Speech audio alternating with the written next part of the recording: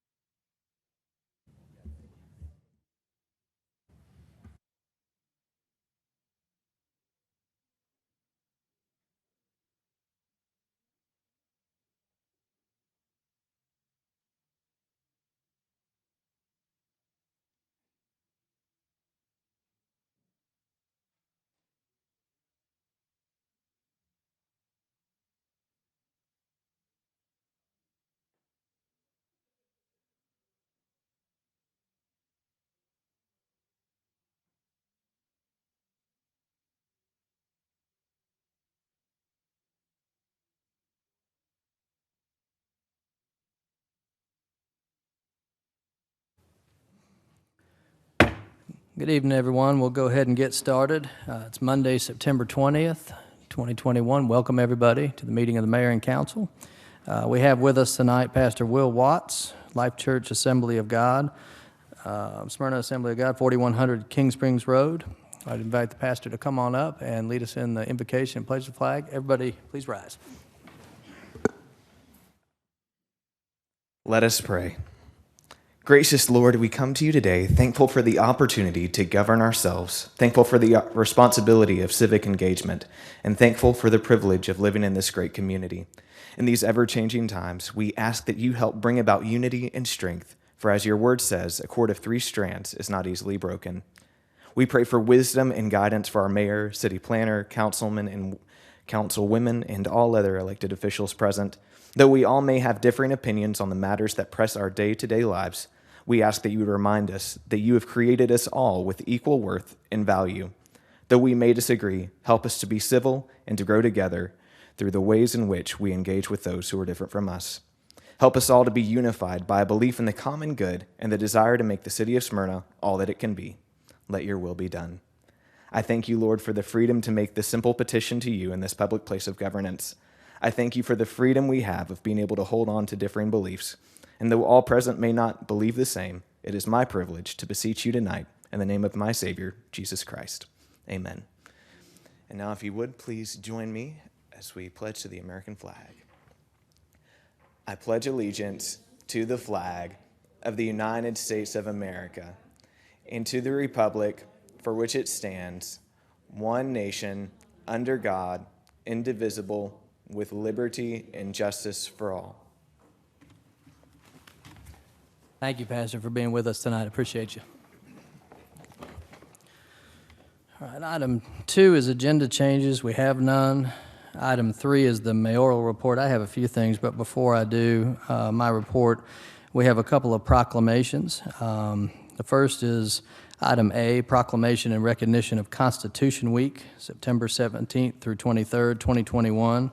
It's the Fielding Lewis chapter of the National Society of Daughters of the American Revolution, and we have some representatives of that chapter in attendance tonight to accept the proclamation. I'm going to turn it over to, I'll invite you all up, and I'll turn it over to Mr. Tim Gould. Thank you, Mr. Mayor. I appreciate that. Welcome. Thank you all for being here. Maybe before we start, we'll just do an introduction of who's here today, if you don't mind. And first, I guess I understand this is the Fielding Lewis chapter of the National Society of Daughters of the American Revolution. And would you like to share your patriot, too? I'd love to share my patriot.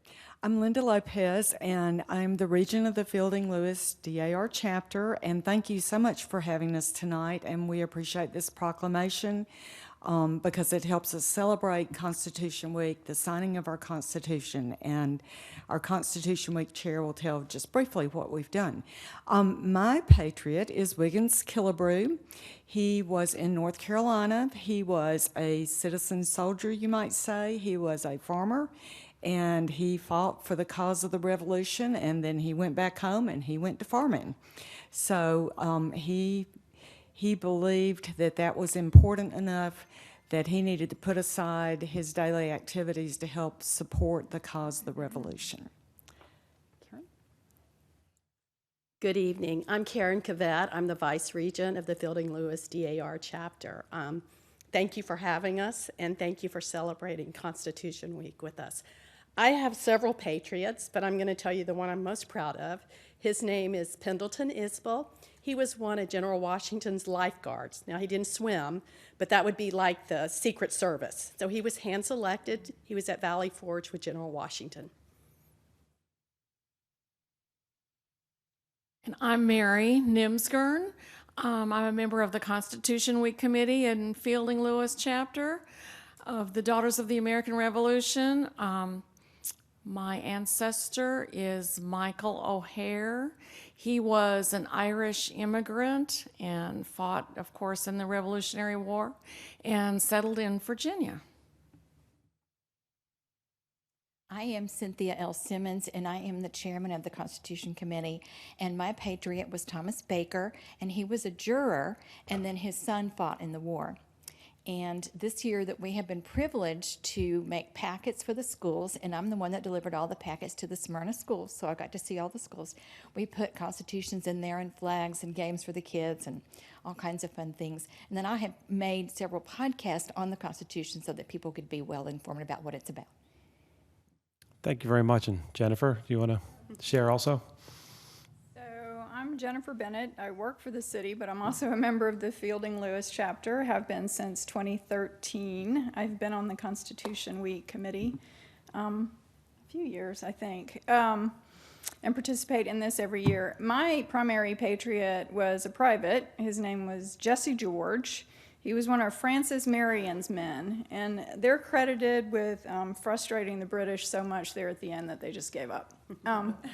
But they, and some people credit them with being what we commonly refer to now as the Rangers, like the first Rangers. They had very different fighting tactics. They pulled them into the swamps and a lot of other things, and they're credited with being pivotal in the Southern campaign, which some people believe was the turning point of the Revolution. So, thank you. Well, thank you so much. Thank you all for being here, and it's fascinating to hear the history and definitely appreciate your involvement. So let me go ahead and read the proclamation. A proclamation by the mayor of the city of Smyrna, Constitution Week 2021. Whereas the Constitution of the United States of America, the guardian of our liberties, embodies the principles of limited government in a republic dedicated to rule of law, and whereas September 17th, 2021, marks the 234th anniversary of the drafting of the Constitution of the United States of America by the Constitutional Convention, and whereas it is fitting and proper to officially recognize this magnificent document in the anniversary of its creation, and whereas Public Law 915 guarantees the issuing of a proclamation each year by the President of the United States of America designating September 17th through 23rd as Constitution Week. Now, therefore, I, Derek Norton, by virtue of the authority vested in me as mayor of the city of Smyrna in the state of Georgia, do hereby proclaim September 17th through 23rd, 2021 as Constitution Week, and as asks our citizens to reaffirm the ideals the framers of the Constitution had in 1787. In witness thereof, I have hereto set my hand and caused the seal of the city of Smyrna to be affixed upon this, the 20th day of September, in the year of our Lord, 2021. Derek Norton, Mayor. So again, thank you so much for being here, and let me come down and get a picture if you don't mind. Oh, great.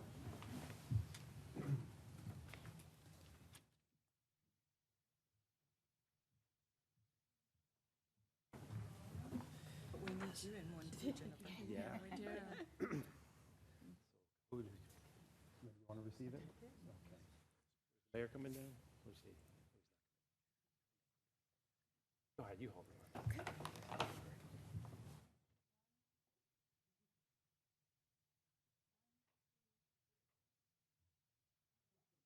Thank you.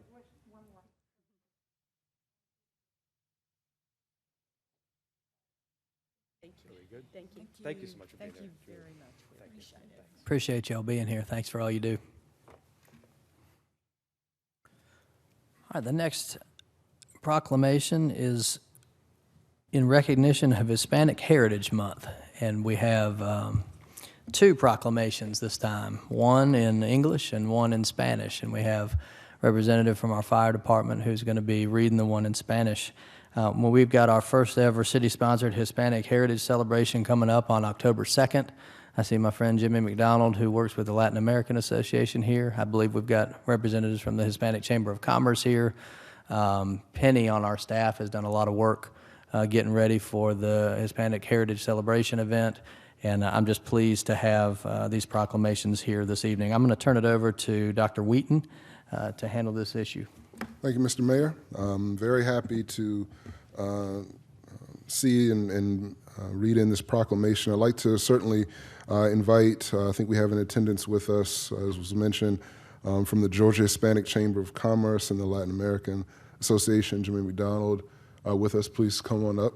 As well, Veronica Maldonado Torres, as well, here, President and CEO of the Georgia Hispanic Chamber of Commerce, and also Santiago Marquez, CEO of the Latin American Association. As well, Smyrna firefighter Marcos Barajas will be reading the Spanish translation. So invite everyone to come on up to the front.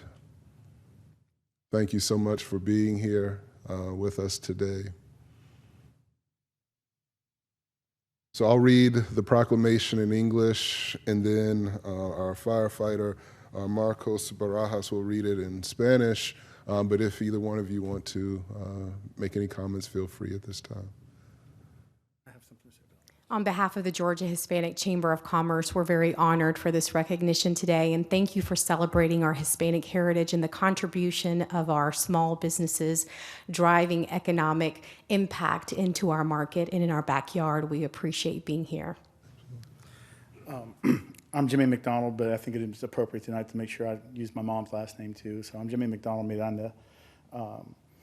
I just want to add a couple comments, if I may, Mr. Mayor. First, until very, very recently, was an 18-year resident of Smyrna. So there's a lot of pride in being here tonight and watching Smyrna take this significant step for the Hispanic community in this area. It shouldn't be taken lightly. I think it's serendipitous that we're here at the same week as recognizing the Constitution, because I think a concept that I'd love to leave you with is that so many millions of immigrants, particularly Hispanic immigrants, they're chasing the concept of that Constitution here. They're leaving a place that doesn't have the beacon that Constitution represents here. So even on our worst day in this country, that Constitution represents something that the rest of the world really doesn't have a real understanding of, and that's what brings them here. And in Georgia, it's no less. We're growing here exponentially, as you all have seen this last census. We're the fastest growing demographic in the state of Georgia. So I am a reflection of that. On one hand, ladies, I contract my family to the American Revolution on my father's side. On my mom's side, I'm a first-generation American. So I'm a reflection of that. So I'm very, very proud to be here, council, mayor, in a city that means as much to me as Smyrna does and always will, to see y'all take this enormous step in recognizing that the Hispanic community is very much a part of who you are too. So thank you. Thank you so much. And with Jimmy, that, thank you. Jimmy, thank you. Sorry, Dr. Whedon. I just want to thank you too for your efforts and all of our conversations recently about having a long-lasting partnership with not only the Chamber but the Latin American Association. We just never had that in the city before, and so it's nice to start that initiative and start that partnership, and I look forward to what that brings. So. With that, I'll read in the proclamation here. A proclamation by the mayor of the city of Smyrna in recognition of Hispanic Heritage Month. Whereas during National Hispanic Heritage Month, we recognize the contributions made by Hispanic and Latino Americans in the United States and celebrate their culture and heritage. And whereas with over 60 million Hispanic Americans residing in the U.S., Hispanic Americans make up the largest minority group in the nation and have significantly contributed to our government, culture, and economy over the generations.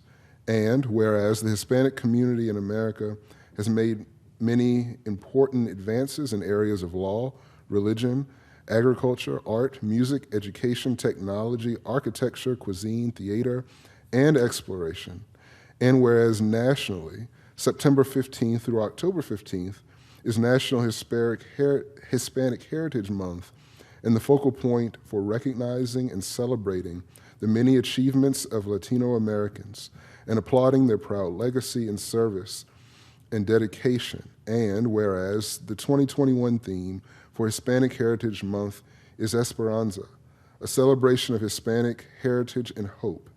And whereas Smyrna's Hispanic American community will celebrate Hispanic Heritage Month through a series of special events featuring Hispanic history, food, dance, and culture, celebrating the rich tradition and many contributions this community has made to the city of Smyrna. And whereas we should appreciate and honor the countless achievements of Hispanic Americans and continue our efforts to ensure our city is a welcoming and inclusive place that provides just and equal opportunities for all. Now, therefore, I, Derek Norton, Mayor of the City of Smyrna, Georgia, do hereby proclaim September 15th through October 15th, 2021, as Hispanic Heritage Month. In witness whereof I have hereunto set my hand and caused the seal of the City of Smyrna to be affixed upon this 20th day of September in the year of our Lord, 2021, Derek Norton, Mayor. Good evening. I will now read in Spanish. Proclamación en reconocimiento al mes de la herencia hispana. Durante el Mes Nacional de la Herencia Hispana, reconocemos las contribuciones hechas por hispanos y latinoamericanos en los Estados Unidos. Celebramos su cultura y herencia. Y con más de 60 millones de hispanoamericanos que residen en los Estados Unidos, los hispanoamericanos constituyen el grupo minoritario más grande de la nación y han contribuido significativamente a nuestro gobierno, cultura y economía, y a lo largo de las generaciones. En la comunidad hispana en los Estados Unidos ha hecho muchos avances importantes en las áreas de derecho, religión, agricultura, arte, música, educación, tecnología, arquitectura, gastronomía, teatro y exploración.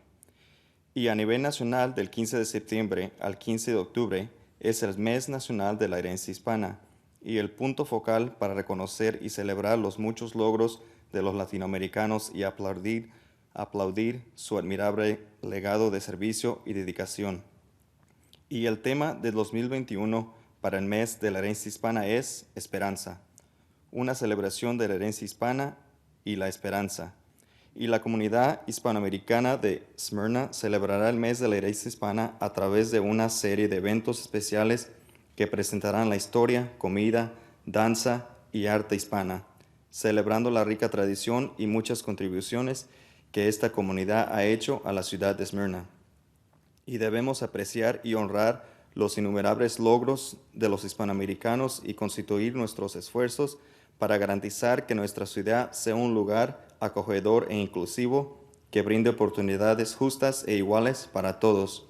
Ahora yo, Derek Norton, alcalde de la ciudad de Smyrna, Georgia, proclamo por la presente del 15 de septiembre al 15 de octubre de 2021 como el mes de la herencia hispana.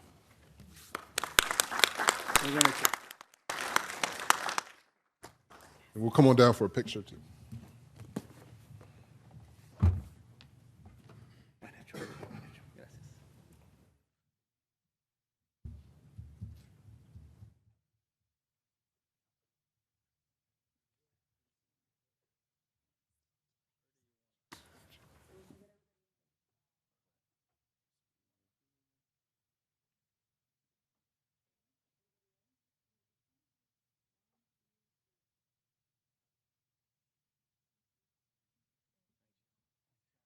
Mayor, nice to meet you. Thank you so much. Thank you.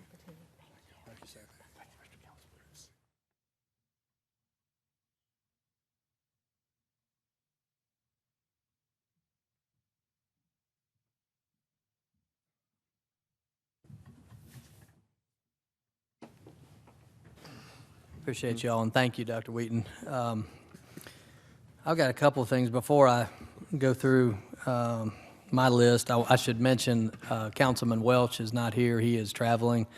And Councilman Pickens is not here because he is a new father as of a couple days ago. So congratulations to Glenn. We mentioned the Hispanic Heritage Celebration. That's coming up on Saturday, October 2nd. We'll have food trucks and a DJ and a movie, and all things lead to a pretty big party. We've got a lot of stuff on our social media. They're going to be advertising it on the radio, and I look forward to a big crowd, so pray for good weather, but really looking forward to that. I want to say thank you to our staff and everybody that came out for our 9/11 memorial celebration ceremony. That was a great event, and I know it takes a lot to put something like that on, and I appreciate everybody being there and all that you did to make that happen.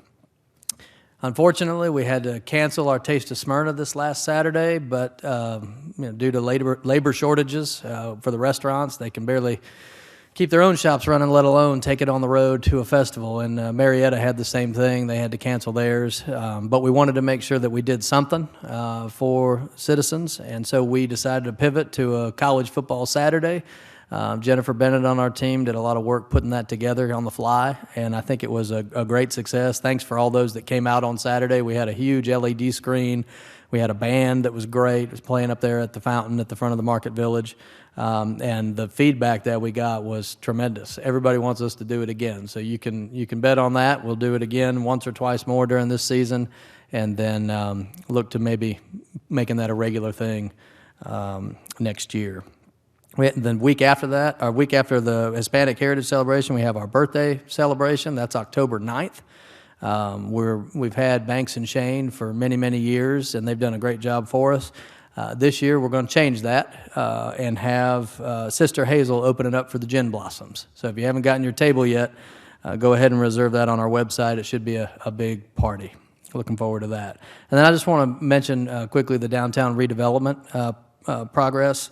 It is progressing. We've had open house. The task force has been meeting on the details for several weeks. We had 2 open houses last Thursday. We have another one tomorrow from 4 to 7 at the big gym in the community center. And you can make comments online up until Friday of this week. It's been open since, I guess, last Friday or last Thursday. This committee on details has put forward 2 concepts for you to comment on and say what you like and don't like. They put a lot of work into creating kind of a menu of different options for you to choose from and what you want the space that will replace the current fountain and roundabout. And so I thank all of y'all that have come out and made comments so far or done so online, and I hope that all of you will before the end of the week and come out tomorrow. The only other thing I wanted to mention is a lot of comments when we're talking about focusing on downtown, people are saying, well, how come you're not focusing on South Cobb? We need to redo South Cobb Drive. And I want to make everybody clear, we are working on that. We've made a lot of progress with the DOT Commissioner, McMurray, and his staff. We have a project number. Because we front-loaded through a bond some of the initial phases of that project, it saved us about a year in the DOT process. We're looking at getting federal money and state money because it is a state road. So we're making a significant progress on that, and that's specifically from Concord Road to Windy Hill Road on South Cobb Drive. So look forward to updates on that in the next several months and into the spring. With that, I'll conclude my mayoral report, and we'll move down the agenda. Item 4 is land issues, zonings, annexations. 4A, 2021-343. This is a public hearing, zoning case Z21-010, allowing rezoning from FC to R10 conditional for the development of 4 new single-family homes at a density of 3.77 units per acre on land lot 592.06 acres located at 1587 Roswell Street by the applicant Brad Thompson. Mr. Bennett, any background, please? Thank you, Mr. Mayor.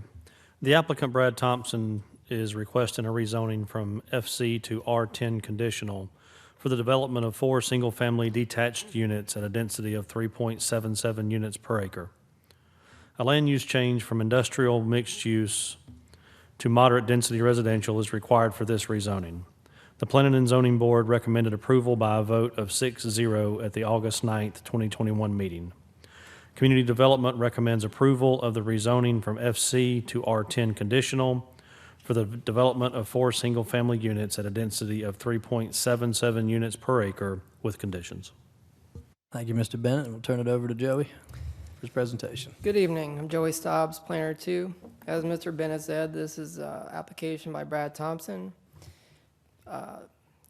Planning and Zoning Board recommended approval 6-0 at the August 9th hearing. This is the subject property. It's at 1587 Roswell Street, a little over an acre. There's currently 1 single-family structure on the property, and he's proposing to subdivide it for 4 single-family detached residences. Current zoning is future commercial. The proposed zoning is R10 conditional. The future land use mostly around this property is industrial mixed use, so it requires a land use change to moderate density residential. This is the proposed site plan. It'll have the R10 setbacks up front of 25 feet, side of 5 feet, and rear of 25 feet. 2 lots will face Hawthorne and 2 lots will face Roswell Street. These are the 2 houses facing Hawthorne Avenue, and these are the 2 facing Roswell Street. The initial proposal was to have front entry garages. The applicant is pursuing changing that to make it rear entry garage. Part of that will include this 15-foot access easement right here. If the city will abandon that, then they can shift the houses over. They'll all have stormwater detention independently on each lot, and he's going to install a sidewalk on both streets. There's two variances required: a front setback reduction from 40 feet to 25 feet, and side setback reduction from 7.5 to 5 feet. Staff supports both of those variances. Here's proposed home elevation. It's an example of how these houses will look. This is the subject property as it is today, and the adjacent properties. Staff recommends approval of the rezoning from future commercial to R10 conditional for 4 single-family units at a density of 3.77 units per acre with the following conditions. 1, regarding the architecture, composition of the homes. 2, requiring utilities to be underground. 3, they'll be responsible for any traffic improvements. 4, requires no debris can be buried on any common area or any lots. 5, 6, and 7 regarding the tree ordinance and tree planting schedule. Special conditions, 8 is regarding the R10 setbacks, as previously mentioned. 9 is the minimum lot size of a little over 10,000 square feet. 10, minimum lot width of 50 feet. 11, minimum driveway length of 22 feet. 12, requiring the sidewalk. 13 is a maximum height of 35 feet. 14, they'll meet all fire access requirements. 15, all water and sewer improvements. 16, they'll be responsible for stormwater improvements. And then 17 and 18 ties it to the site plan and the elevation submitted. Happy to answer any questions. Any questions of Joey?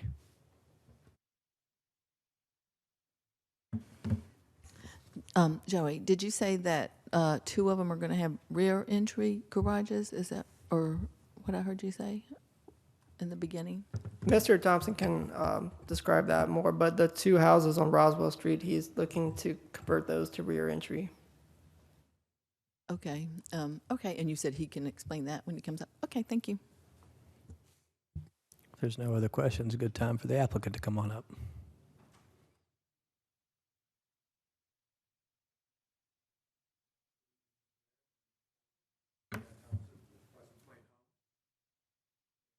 The proposal is, just as everybody's already stated, pretty much pretty straightforward.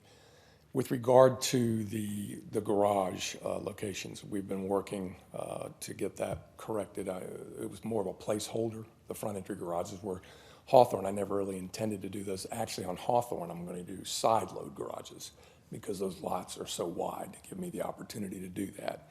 And then on Roswell Street, if the city is willing to allow me to use that access easement, then we can get rid of the front entry garages on both of those lots that are fronting on Roswell Street. One will actually probably be side loaded also, but then the one furthest to the, I guess would be furthest to the right if you're standing on Roswell Street would be rear entry. There'll be modern farmhouse in design, about 3,000 square feet. Price point will be high fives, low sixes. And the finish level will be our typical high level of finish. And at this point, I'll just reserve the rest of the time for any questions. Any questions of Mr. Thompson? Would those have two separate driveways also, the two on Roswell Street? Is that what as long as I'm able to use that access easement, yes, I can do that. I'm pretty sure. I might end up having to come off behind the first one, but I'm going to do everything I can to have two separate driveways.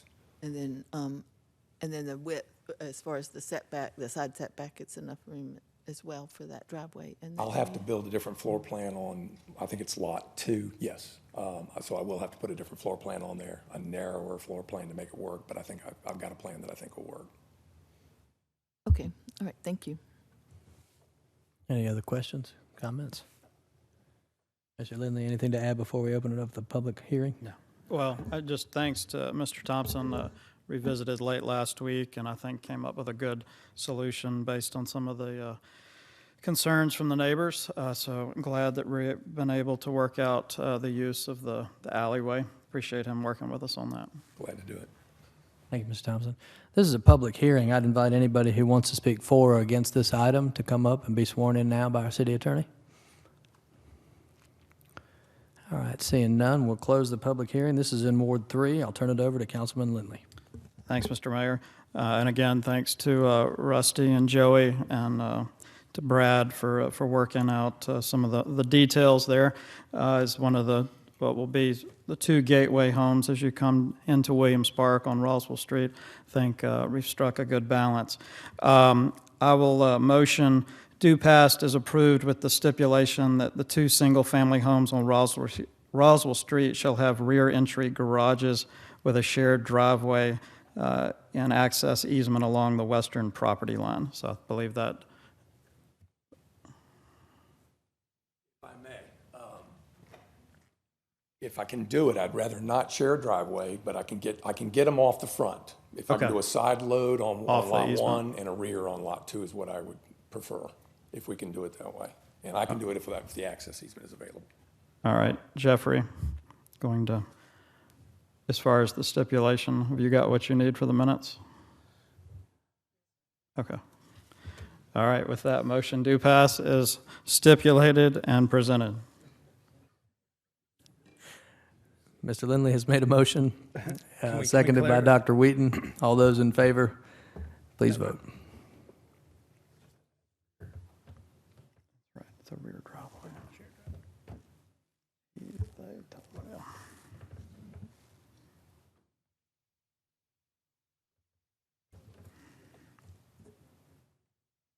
And that's approved 4-1 with Ms. Wilkinson voting in the negative. Item B is 2021-344. That's a public hearing, zoning case Z21-011. Allow rezoning from R15 to RDA conditional for the development of 6 single-family detached homes at a density of 2.26 units per acre, land lots 339 and 382, 2.654 acres, 3562 and 3572 South Sherwood Road, Midtown Builders Group. Mr. Bennett, the background, please.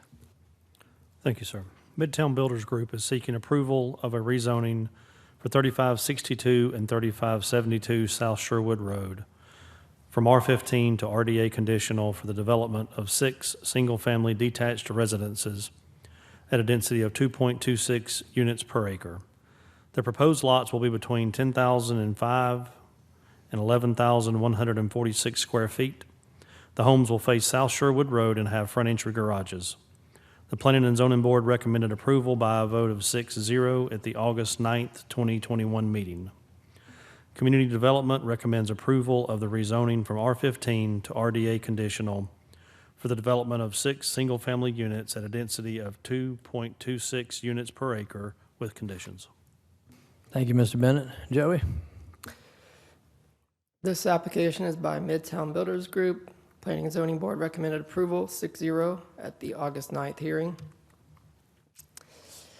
Subject property consists of 2 parcels, 3562 and 3572 South Sherwood Road. They total about little over 2.5 acres. There's currently 2 single-family lots, and the proposal is to subdivide it for 6 single-family detached lots. Current zoning is R15, and the proposed zoning is RDA. So it'll be consistent with the developments on the east and the west. Future land use is moderate density residential. It will remain moderate density residential. And I'll go over the proposed site plan. As I said, there's 6 lots that will face South Sherwood Road. It'll have RDA setbacks, front of 25, side of 5, and a rear of 25. They will all be front entry garages. The whole back half of the property will be conserved. There's stream buffers, and none of that will be developed. They'll have a common stormwater detention facility. And there's a sanitary sewer easement that runs through the property. There'd be a 20-foot, I think 20 feet access easement to access the stormwater detention pond when needed. And they will dedicate roadway along South Sherwood and install sidewalk. There are no variances requested. These are examples of the houses they plan to build.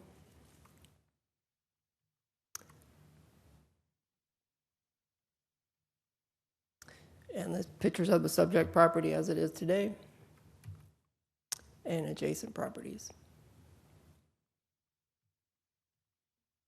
Staff recommends approval of rezoning from R15 to RDA conditional for the development of 6 single-family units at a density of 2.26 units per acre with the following conditions. Again, 1, regarding the architectural composition. 2, that they will have a stormwater detention pond with common HOA ownership. 3, all utilities will be underground. They'll be responsible for any traffic improvements, and they are prohibited from debris buried underground.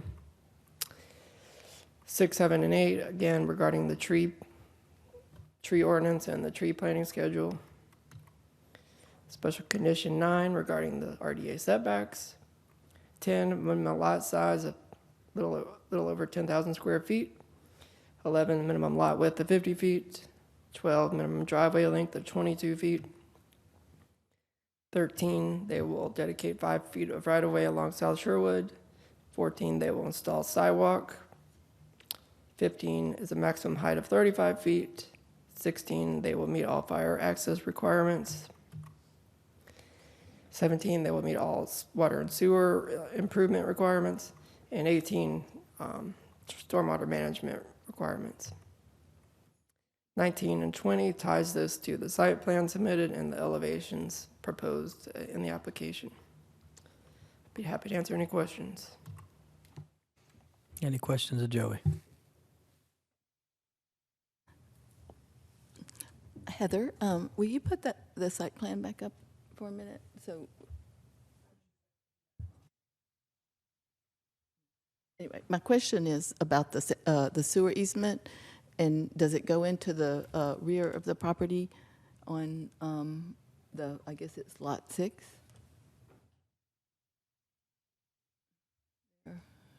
It goes through the rear, yes, of, I think, all of the lots. And then it comes up on the side of the house. Is that where to the street? Is that what's happening there? It runs from the northwest part diagonally through the properties.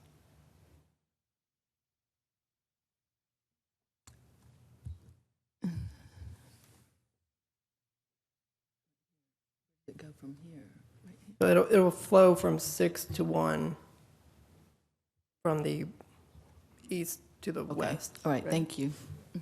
Thank you. Any other questions of Joey? This is, oh, go ahead, Mr. Gould. Sorry, Joey, one quick question for you. To the property to the east of it, is that RDA also? I'm sorry, I missed that on the... Yes, sir. Is it Both to the- developments to the east and west are RDA. RDA, gotcha, okay. Thank you. There's a consistent theme tonight. Everything seems to be on this agenda in Ward 3. Mr. Lindley, anything to add before we invite the applicant up? Well, come on up.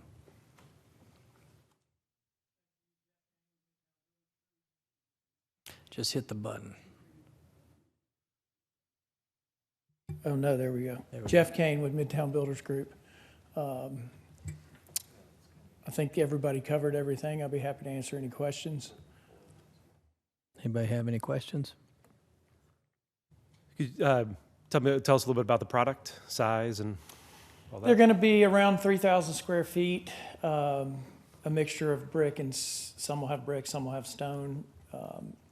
The remainder would be all hardy product or cement fiber product. And front entry garages, trying to do something interesting with all the backyards to give some type of feature, whether it be fire pits or the like. And I'm probably going to do a common fencing just to keep everything consistent, since they are smaller lots. Rather than everybody picking a different fence, I'm probably going to go ahead and just lump that in and have it done before we sell. Price point? Good question. I mean, you know, the plan is high 6s, 7s, but market will dictate and product. We're ready to get started as soon as we can, assuming that, again, we can get product. Any other questions? Thank you. Thank you. Thank you. This is a public hearing. Is there anybody who'd like to speak for or against this item? I'd invite you up now to be sworn in by our city attorney. All right, seeing none, we'll close the public hearing. And I'll say before I hand it over to Mr. Lindley, I think I can speak for him in saying thank you for coming to us very early in this process and even before you went to planning and zoning, I believe, and just asking us what we thought, and that's the right way to do it, and we appreciate that. Mr. Lindley. Thanks, Mr. Mayor. I would echo the mayor. Thanks, Mr. Kane. I know it seems like it's been about a year. Appreciate you reaching out to us, reaching out to the neighbors, getting a lot of good input, and excited to see what's coming. With that, motion do pass is presented. Have a motion do pass. Do I have a second? Second by Mr. Gould. All those in favor, please vote.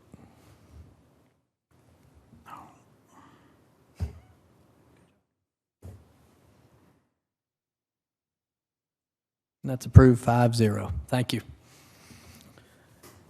Next item is C 2021-406. This is a public hearing appeal the denial of license by the License and Variance Board for variance request V21-079, reduce the accessory structure rear setback from 5 feet to 3.8 feet, land lot 589, 2674 Grady Street, Montrell Coleman, by Montrell Coleman, who resides at 2674 Grady Street, Southeast, Smyrna, Georgia, 30080, has filed with the city clerk's office on Tuesday, August 17, 2021 at 4:32 p.m. via electronic mail. And this is, this goes along with item D.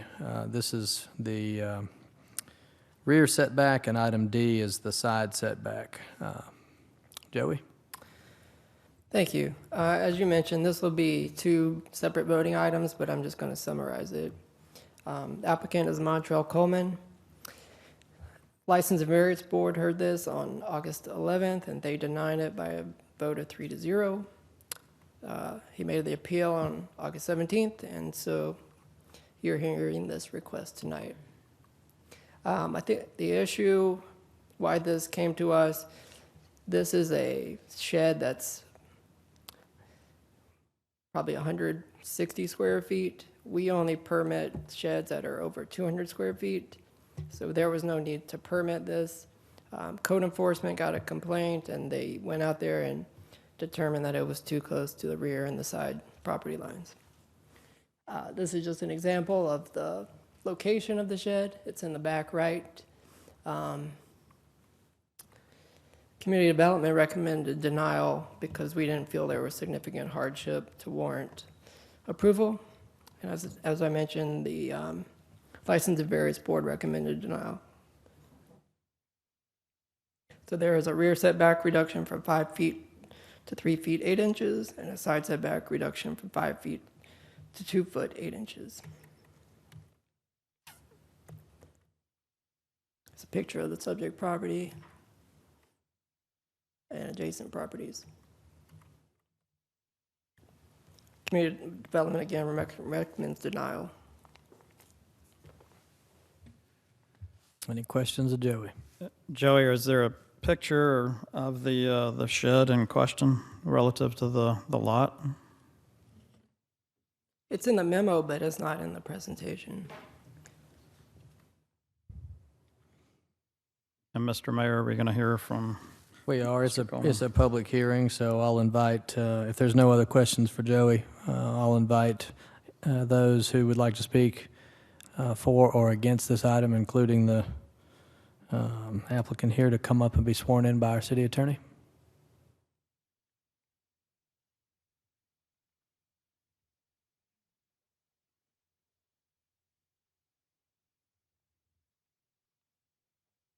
I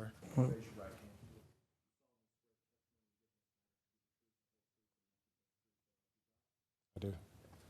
Thank you for being here. Can you please introduce yourself and your address for the record? Yes, sir. My name is Montrell Coleman. I live at 2674 Grady Street, Smyrna, Georgia. Very good. Tell us. So, Mr. Coleman, I guess tell us how we got here this evening. I know you've sounds like you've been through a couple of city meetings. So, how did you get here tonight? Yes, sir. I originally moved to the city of Smyrna in 2017 while deployed. My wife found the location here. I spend many weekends here because of my obligations to Dobbins Air Reserve Base. We originally had a townhome. We had our first kid, and we felt that we needed a yard. We found a home not too far from here, walking distance on Grady Street.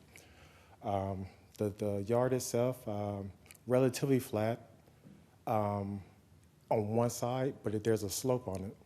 Now, speaking with the builder who was still building my next door neighbor's home at the time, he advised me that there was an issue with the trees in the back that he removed that had to be replanted back in the same spot.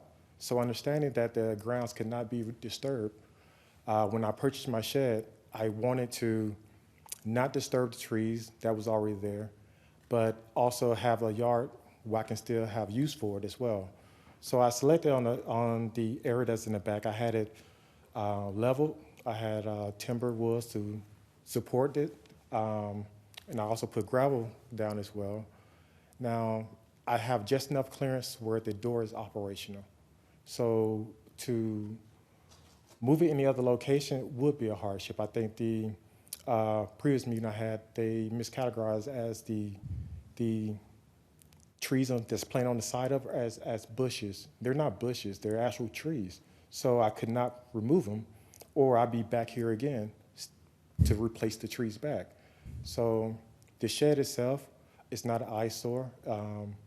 It's a brand new shed. I don't think it's a hindrance to anyone around me other than perhaps, I guess, the complaint. But I spoke with numerous neighbors who loved the shed and actually inquired about getting their own. Now, I'm not quite sure if this is a rule or law that's widely known, but my nightly routine of running on the neighborhood, I spotted numerous sheds that's in the same predicament as mine. So I'm kind of curious as to the reason why I'm here, or is it just a selective type of reinforcement of this rule? I know I presented pictures of my shed, but it wasn't here available, but I have a number of pictures of residents that's in my neighborhood, that's on my nightly walk, that's on or right next to property lines. So I'm not asking for anything that's unprecedented at this point. I'm asking that the shed remains where it's at, because they do have to be removed, and it just have to be removed totally off my lot, and I'm not in a position to necessarily do that at this current time. So we're talking here about 1.2 feet, just a little over a foot. Yes, sir. And that is, if it were to move, it would. If it were to, you won't be able to open the door. You wouldn't be able to. No, sir. That caught my attention that we were literally talking about a foot, but that makes sense. But even if we were to remove it, I don't understand what the difference that would have been made as far as the viewing pleasure of someone beside me or behind me, whoever the complaint is. I think it's unfounded to be a real issue. I'm pretty sure this law was intended for something, but it's not intended for the shed that I have. Any questions of the applicant? We were thinking about we come on over to your house and help you move it, but it sounds like there might be some obstruction. when we had our pre-meeting, we didn't understand the tree. We were like, well, it's 160 square feet. We'll just all come out there together and we'll move it. But it's funny, like some of my neighbors, like, well, if we have to get together to help you try to move it, which I don't really think. I think it's just just joking around. But they're just the neighbors that I have. Great people. I love the neighborhood I chose to live in. My roots are going to be planted here. My son, when he grows up, he's going to say, I'm from Smyrna. Right. So I don't want to have a distaste in my mouth in regards to my welcome to the neighborhood, so to speak. I've been here in this current home since December. Welcome. Sorry you're here tonight, but welcome to the city. Any other questions of the applicant? No. Thanks, Mr. Coleman. Thank you. Thanks for your time. Mr. Lindley, this is in Ward 3? I guess while we're still in the open hearing, is there anyone here to speak to the denial? Because I understand this came via a complaint. Seeing no one else, I'll close the public hearing and turn it over to Mr. Lindley. Yeah, so this is one of those tricky things, but I tend to agree with the homeowner and motion to approve his appeal. A motion to approve the appeal. Do I have a second? Seconded by Dr. Wheaton. All those in favor, please vote.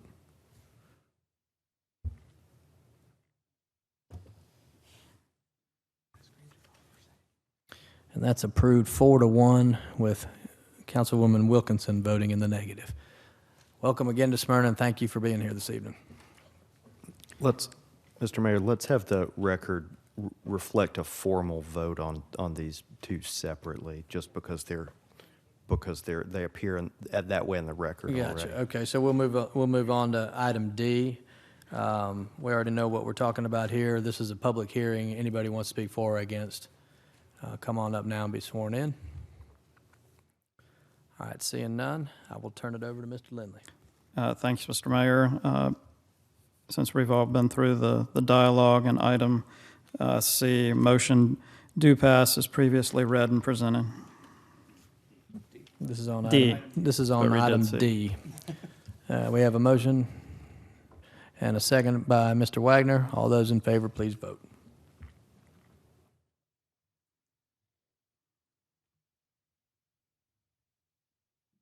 That is also approved 4-1 with Councilwoman Wilkinson voting in the negative.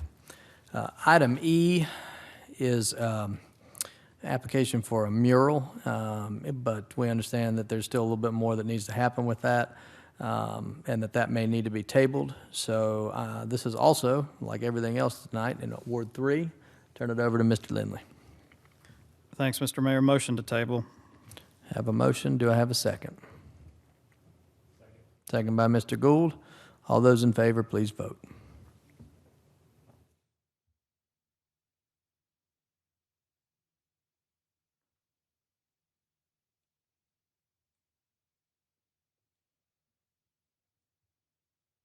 And that's approved 5-0, and that will be tabled. Do we have a date? Or tabled indefinitely? Okay. All right.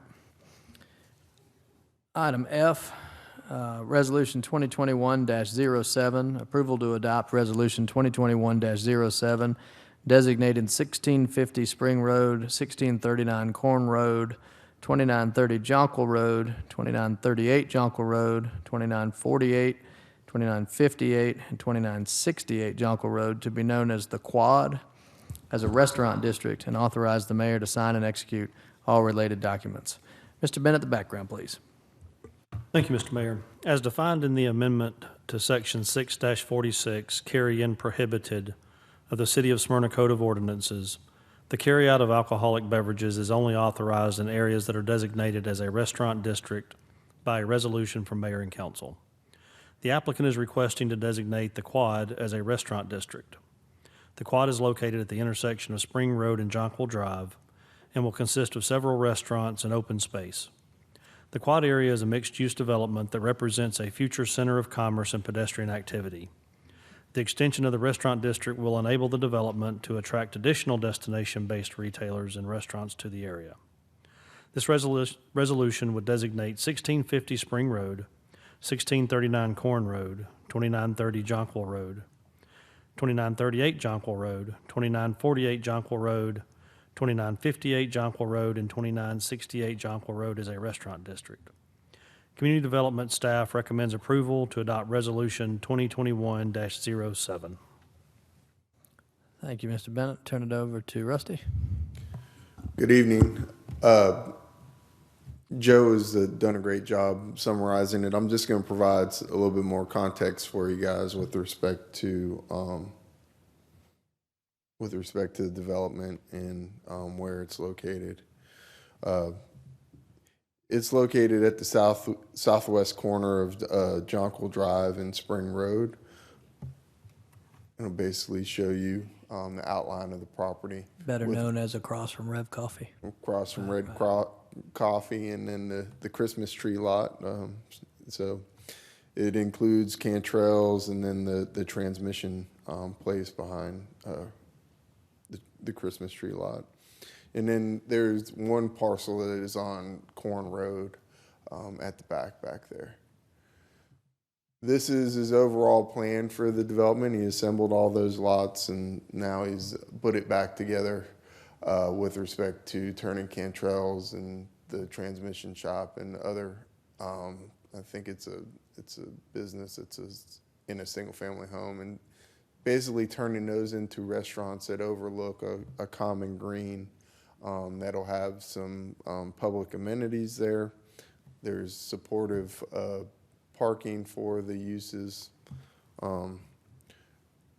Creating this as a restaurant district will allow the uses to intermingle and the alcohol to be brought to that center area from all the properties involved in it. This is a fly through right here. We'll go ahead and play it, and this is a rendition that Mr. Woodbury has provided for the city to convey his thoughts and vision for the property.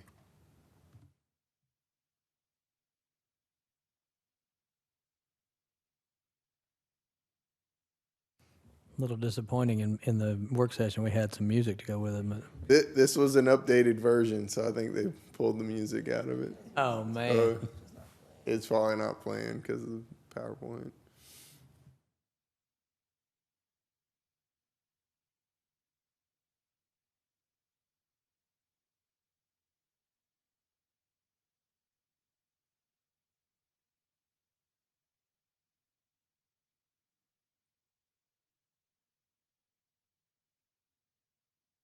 So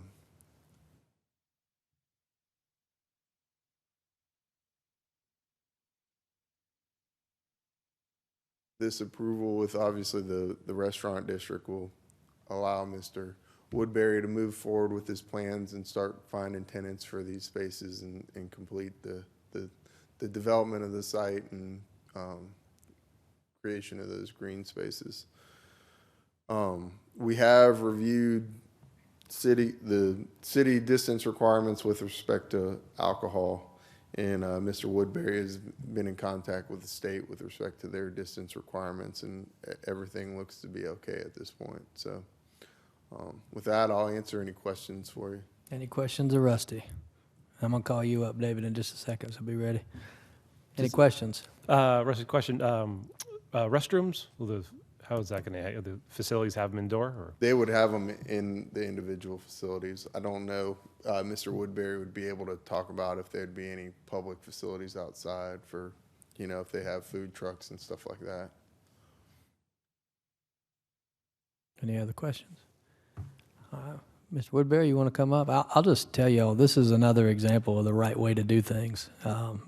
Mr. Woodbury has assembled that property that has Kentrails and the transmission shop, the Christmas tree lot, and a lot of those homes behind there, and came to us with a plan, I don't even know how long ago, that was a mixed use with some apartments and retail, and we politely said, go back to the drawing board, and what you've come back with is something that, in my view, this is exactly what we need in the city of Smyrna. So I commend you for thinking outside the box and coming to us with a new idea that speaks to exactly what we need.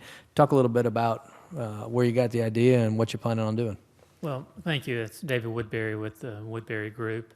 So yeah, we did a pivot from the original plan, and I wanted to incorporate the buildings that were on site to minimize, the site work, and I wanted a place for the community to go, and it feels like the Smyrna area is lacking in a really gathering spot where the whole family can come and kids can have pizza and the parents could have tacos and margaritas and all hang out. And the concept is to be able to get food or drinks from one restaurant and then go to sit down at the deck of the other one or in the common space in the green space and just relax and have a pleasant time in this oversized green space that we will be a daytime and evening type of draw. Any questions of Mr. Woodbury? What's the timeline on the project? We actually close on the Kentrails property in November, and it will probably start work in January or February, depending on weather. I would just say to echo the mayor's comments, and I'm sure my colleague from Ward 2 will say much the same, but it checks a lot of boxes. I know folks in Ward 3, they're on the edge in Williams Park, are thrilled about it. And it, like some other projects on the docket, really checks some boxes in terms of keeping or allowing our residents to stay in our community. So I'm thrilled with what you've done. So thank you. Thanks. David, yeah, thanks for bringing this forward. It's a great idea. But would you be able to address the question about bathrooms and facilities? So they'll be in the Kentrails building. We'll have bathrooms that will be accessible to anyone in the project, and then each building will have its own bathrooms, and then we'll probably likely have bathrooms on the outside that people can access without having to go into a building also. Any other questions not relating to bathrooms? Thanks for doing this. It's a great idea. Thank you. All right, I know you've worked a lot with Austin on this. Mr. Wagner? Yeah, I don't have any questions on this. We've talked a lot about this and gone through these ideas. Echoing others, but I'm excited about this as an opportunity for Smyrna, and especially that area in Ward 2. And one of the goals I've talked about with a lot of people is trying to create more gathering spaces. As you mentioned, they're a little lacking sometimes in Smyrna, some new ideas, and this type of concept has worked in a lot of other places. So I think it's a good opportunity to start this, and hopefully could be a catalyst for that area, which has been kind of identified in a number of different studies we've done as having a lot of potential to create more, expand upon this gathering. So with that, there's no public hearing on this, right? So I'm going to move to approve Resolution 2021-07 as previously read. Have a motion seconded by Mr. Lindley. All those in favor, please vote.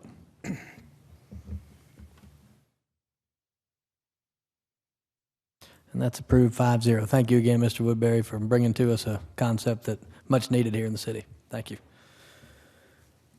Item G, approval of abandonment of public right-of-way approximately 20 foot by 555 feet or 11,100 square feet between Church Street and Concord Road to First United Methodist Church of Smyrna.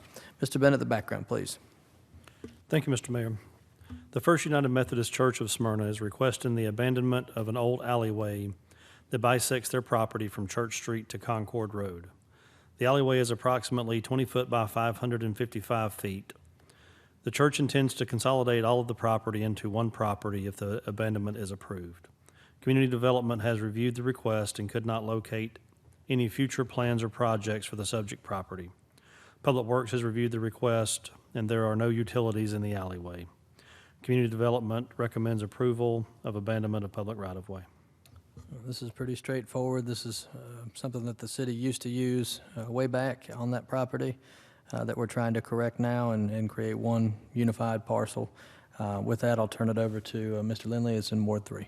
Thank you, Mr. Mayor. I think you summed it up best. The Board of Trustees wants to replat the entire property that has been reassembled there on the block that they own.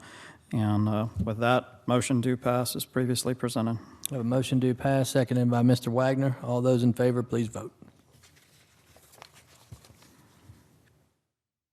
That's approved 5-0. Thank you. Item H, 2021-394. This is a public hearing. Approval of a code amendment to Section 602 of the zoning ordinance and the adoption of the city's updated zoning map, City of Smyrna. This one and item I are basically updating the zoning map and the future land use map with all of the things that we've approved in the last couple of years. Is that correct? Any other background, Mr. Bennett? No, sir. Okay. This is citywide. Mr. Lindley, you want to handle these issues? Is there any discussion or any presentation from staff? No, this is just basically our code references a specific date on a map, and this is updating that date to present time to incorporate all the approvals you all have made over the past 2 years. Okay. Thank you. Mr. Lindley? Thank you, Mr. Mayor. Motion do pass as previously read and presented. On item H. Motion do pass on item H, seconded by Mr. Gould. All those in favor, please vote. It's approved 5-0. And item I is adopting the city's updated future land use map. I skipped a public hearing on H. I tend to do that sometimes. I apologize. Is there anybody who wishes to speak for or against item H? I'd invite you to come up now. Or item I. Mr. Tucker, can you please swear in this citizen, please?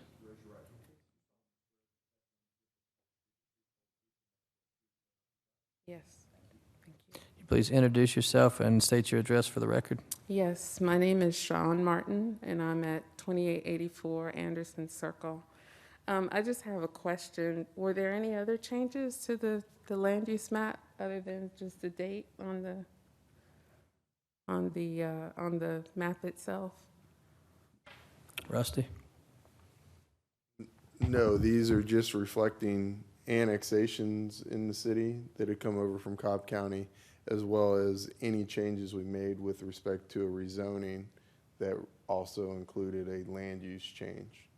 So these are all previous actions that, like we had tonight, the 3 rezonings, if they're included in a land use change, and we updated the map to reflect that. Thank you, that's it. Thank you. Anybody else want to speak for or against this? All right, we'll close the public hearing. Jeffrey, do I need to do a revote on H now, or are we good? No, it's fine. Okay. Item I, again, is updating the future land use map in the same fashion. I'll entertain a motion. Motion by Mr. Lindley, seconded by Dr. Wheaton. All those in favor, please vote.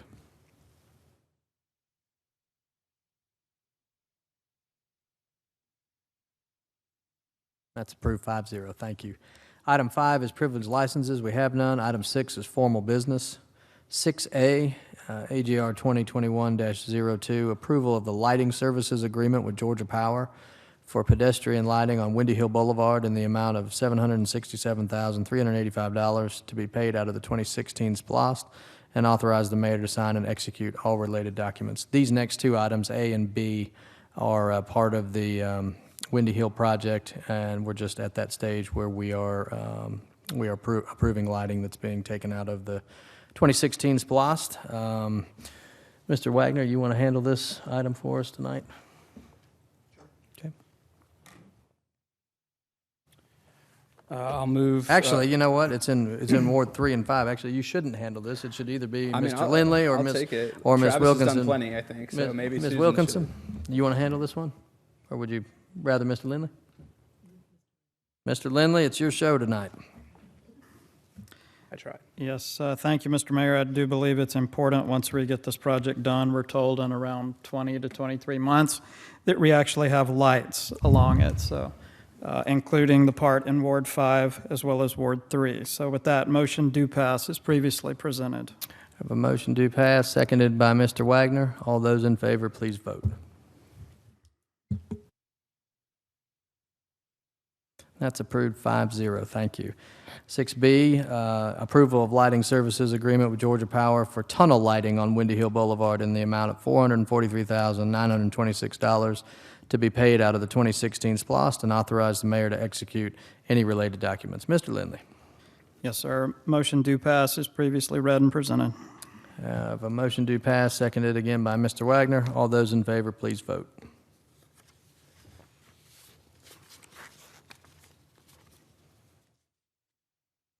And that's approved 4-1 with Ms. Wilkinson voting in the negative.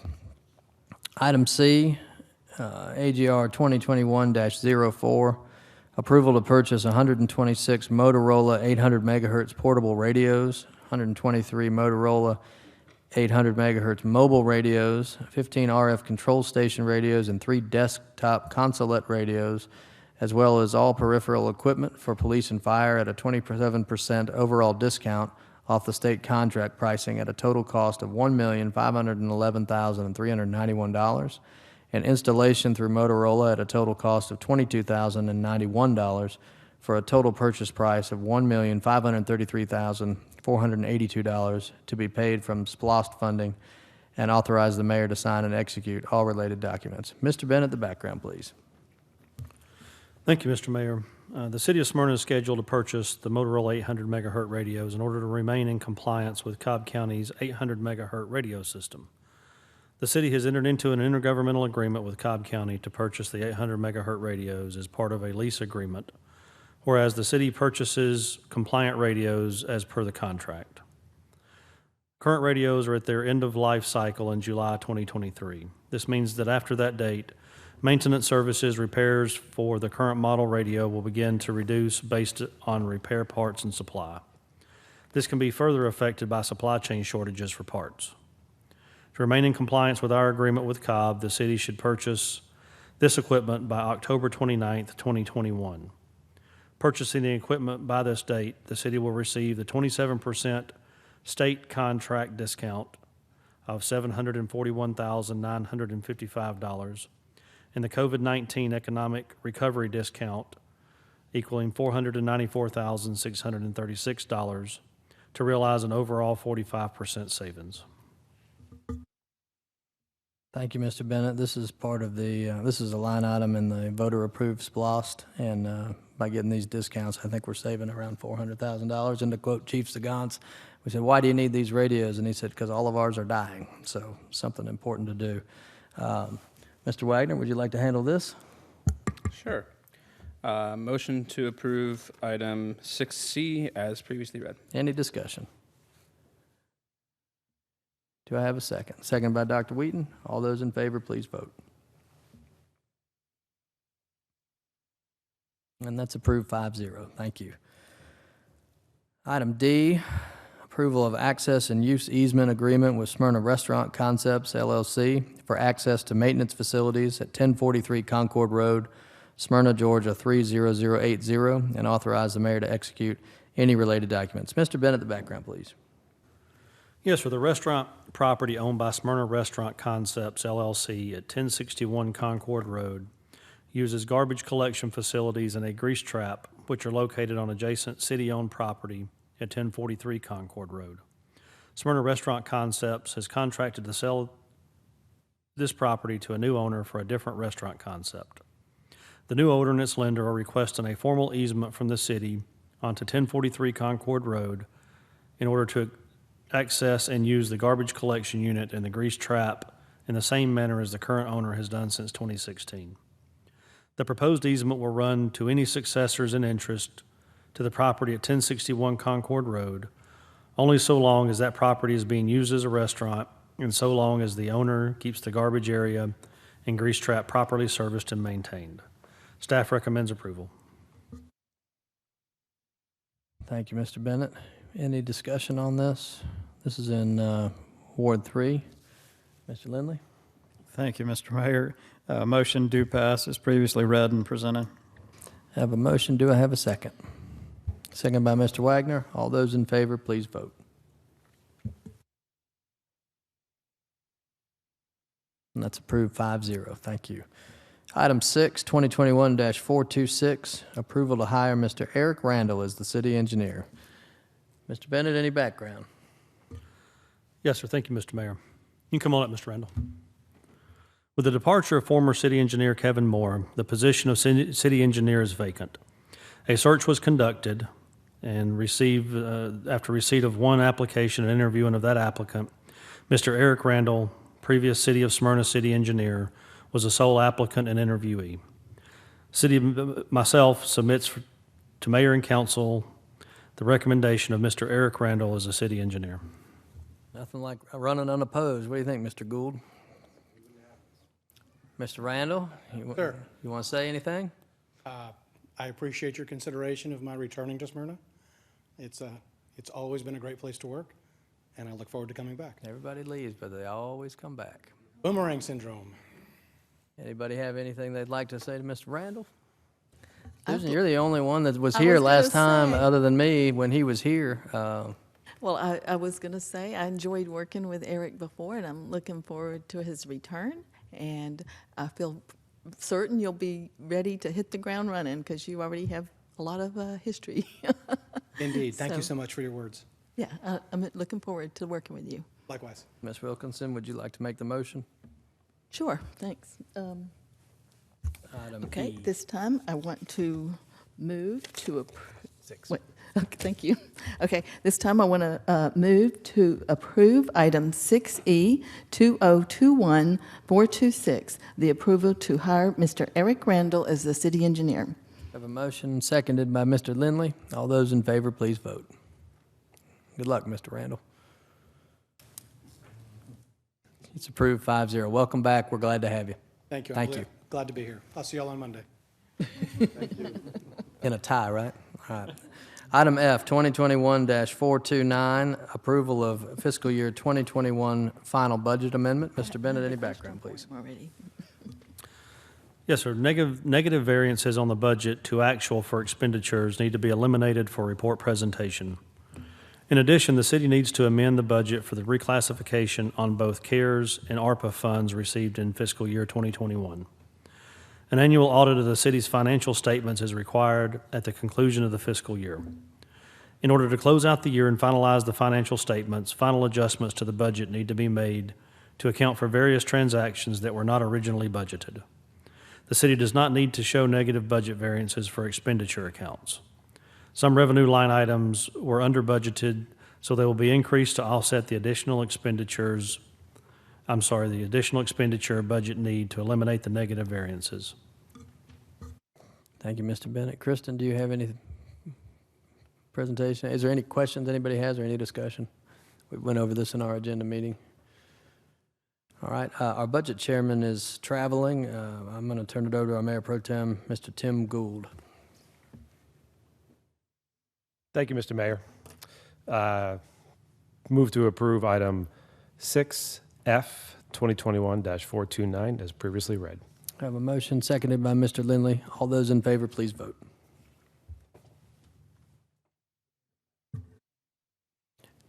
It's approved 5-0. Thank you. Item G, 2021-428, approval of the fiscal year 2022 staff merit increases and an adjustment to the pay grades of 4%. Mr. Bennett, the background, please. Thank you, Mr. Mayor. As part of the annual budgeting process, an estimate for the annual merit increases effective January 1st was included. The merit amount was included in contingency pending council approval. Also, as part of the annual budget, funds were set aside to conduct a classification and compensation study. Over the last several months leading up to this study, staff has been looking at ways to recruit and retain employees pending the results of the study. The study with the University of Georgia Carl Vinson Institute of Government is currently in process. The last study was done in 2018 and included plan management recommendations for annual maintenance. Annual maintenance was supposed to be based on CPI or the Employment Cost Index. The maintenance to the plan was not done, which has placed the city in the position of being below the market. Based on the Employment Cost Index for state and local governments, there has been a cumulative increase of 6.8% since 2018. The city is experiencing difficulty hiring and retaining employees that can be tied to our pay grades and the lack of maintenance over the last several years. In an effort to recruit new employees and retain our current employees while we are conducting the compensation study, we are requesting that merit raises be given effective October 1st, 2021, and that we make an adjustment to the pay grades to increase them by 4%. We anticipate additional adjustments to the pay grades after the conclusion of the study. Merit raises at January 1st, 2022 were included in the contingency in the FY 2022 budget at $264,000. To give these raises at October 1st, 2021, including FICA, the amount would be approximately $422,000. There is an additional $172,000 in unallocated contingency that will assist in providing these raises. Staff is still finalizing these amounts and will bring a formal budget amendment to council at a subsequent meeting. Thank you, Mr. Bennett. This item and the next item are critical in this, especially in this labor market, this tough labor market, while we're awaiting the results of the pay study, to go ahead and do this stopgap now and take care of our people and make our city's positions more attractive to potential applicants. So I appreciate all of the work that the finance team did to bring this forward. And in the absence of Mr. Welch, I'll turn it over to Mr. Gould. Thank you, Mr. Mayor. This is really a critical thing for the city, and appreciate staff's hard work on this to do all we can to help support our staff. So with that, Mr. Mayor, move to approve item 6G 2021-428 as previously read. I have a motion seconded by Mr. Lindley. All those in favor, please vote. And that's approved 5-0. Thank you. Item H, 2021-427, authorization to pay incentive pay of $25 a day to any employee of Public Works serving as a driver or crew worker on sanitation and recycling trucks until the city considers those departments to be back to full staff and able to operate effectively.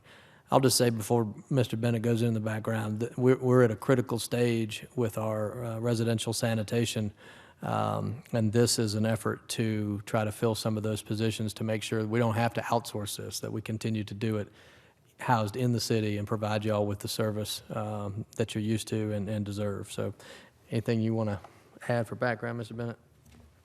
No, sir, I believe that sums it up.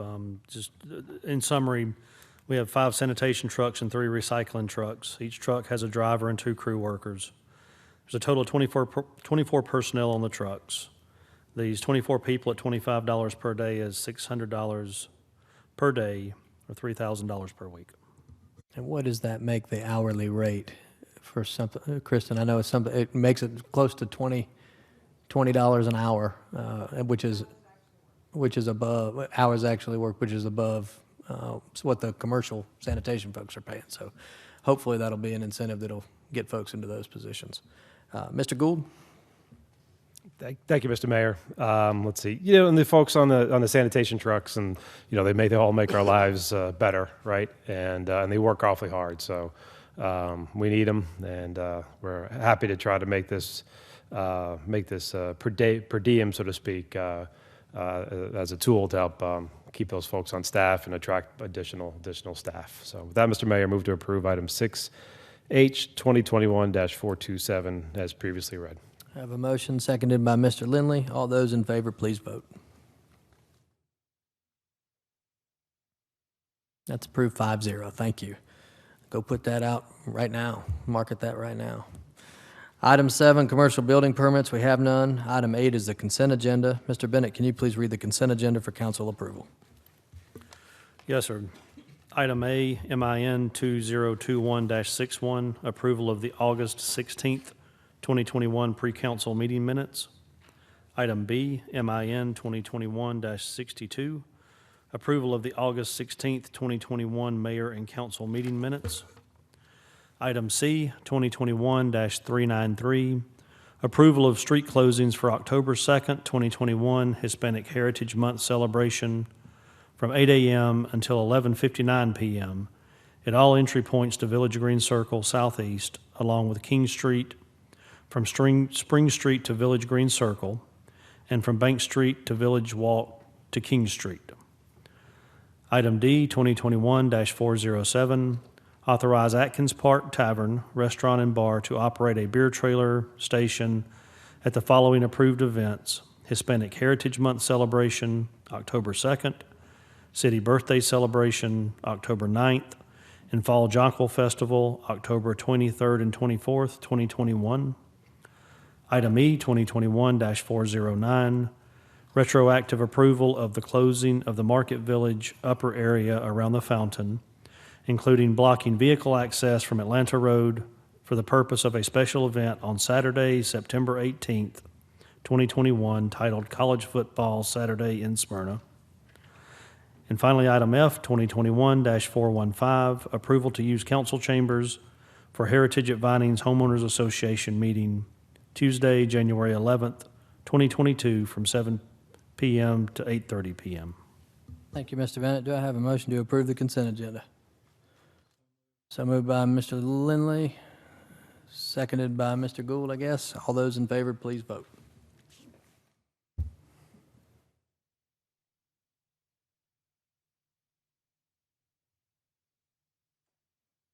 That's approved 5-0. Thank you. Item 9 is ward and committee reports. We'll start tonight with Dr. Lewis Wheaton. Yes, thank you, Mr. Mayor. Just a couple quick things. Just want to give a few shout outs to some of the foundations, some of our school foundations that are operating with residents in the city, particularly the Campbell Middle School Foundation and the Nickajack Elementary School Foundations. They've really great opportunity to help support those schools. Those campaigns are very active and ongoing. I encourage you with all of the schools locally to support them if you can. Really good opportunities, and both of those foundations have been incredibly successful over the last several years. As well, looking forward to resuming our ward walks. We'll have our first one over in the Oak Hills subdivision, Saturday at 11 o'clock. And that'll be a good opportunity to talk to a few residents with some concerns that are going on within that particular neighborhood and get up to speed on a few other things as well. So with that, I yield. Thank you, Dr. Wheaton. Mr. Tim Gould. Thank you, Mr. Mayor. Just want to highlight an event we had Saturday, which was the ribbon cutting for the new sign and entranceway to the Creekwood neighborhood. That really came about by the hard work from a few key residents, Sally Knox and Ramona Curtis, but also the help from staff and Public Works, particularly for redoing the islands and doing nice plantings, and then removing, I don't know, maybe 4 or 5 old utility poles. And if you look at it now, you maybe didn't know what it looked like before, but it does look so much better. So it was really kind of based on the involvement of some really active residents who literally out there mowing the grass on a weekly basis to keep the neighborhood looking great. So appreciate their hard work. And then lastly, I just want to thank Councilman Lindley for inviting us to the Ward 3 City Council meeting tonight. Ms. Wilkinson. No report tonight, Mayor. Thank you. Mr. Lindley. Thank you, Mr. Mayor. I would like Mr. Gould to know that there are bathrooms on every floor of this building. So if you need one, see the city administrator. Just wanted to echo from the mayor's report. The final open house on the downtown redesign will be tomorrow the 21st here at the community center from 4 to 7. So I encourage anybody if you can to get out and look at that. You can also still participate online, but there's something to be said by coming and seeing what they've got over there. Thank you. Mr. Wagner. I'll just point out that there was one thing in Ward 2, and just reiterate my excitement for what I think will be the start of many great things for that part of Ward 2. With that, I yield. Thank you. And Dr. Wheaton reminded me when he was talking about the school foundations, so I want to report that something y'all are familiar with from the pandemic and ever since is Support Smyrna.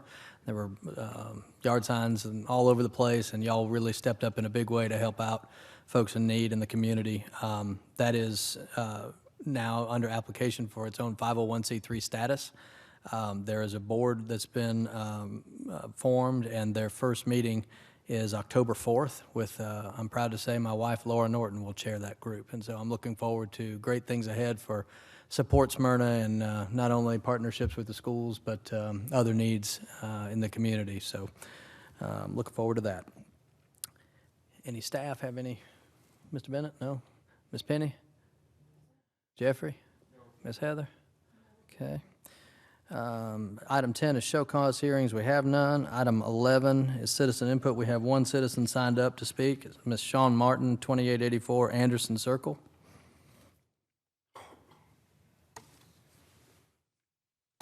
Good evening, everyone. I just wanted to, just going through the agenda, there are a few places where the items are noted for approval with authorization for the mayor to sign and execute all related documents. And that is something that I don't think that I've not seen that before. So I just wanted to recommend that whenever you need to place that on the agenda, that you add the words in accordance with Georgia Sunshine Law, HB 397. And that's all I wanted to say. Thank you. Thank you. Now, I'll say that's been on every agenda since anybody can remember, and as the executive of this city, I always sign in accordance with those laws. So with that, if there's no other business brought before this body, we're adjourned at 8:30. Thank you.